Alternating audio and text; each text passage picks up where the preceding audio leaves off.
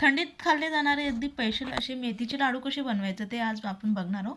अगदी पारंपरिक पद्धतीने अगदी परफेक्ट असे लाडू बनवण्यासाठी सर्वात आधी हलकासा ब्राऊन कलर येईपर्यंत आपण गव्हाचं पीठ हे भाजून घ्यायचं. लगेचच त्याच कढईमध्ये अगदी थोड्याशा तेलामध्ये डिंक देखील आपण तळून घेणार आहोत. लाईक गरजेनुसार आता आपण ह्याच कढईमध्ये तेल हे गरम करून घ्यायचं. तेल गरम झाल्यानंतर लगेच यामध्ये बारीक चिरलेला गूळ घालून त्याला छान आता आपण विरघळून घेणार आहोत. गूळ हा आपला विरघळतोय त्यानंतर भाजलेल्या गव्हाच्या पिठामध्ये त्यामध्ये मेथीचं पीठ, आवडीनुसार ड्रायफ्रूट्स, तळून घेतलेला डिंक हा व्यवस्थित मिक्स करून घ्यायचा. त्यानंतर साईडला आपला गूळ हा तेलामध्ये व्यवस्थित विरघळून झाला आहे. त्यानंतर गरम गरम तेल हे यामध्ये टाकून याला व्यवस्थित मिक्स करून घ्यायचं. मिश्रणाला व्यवस्थित एकजीव केल्यानंतर लगेच लहान मोठे आपल्या आवडीनुसार लाडू हे तयार करून घ्यायचे.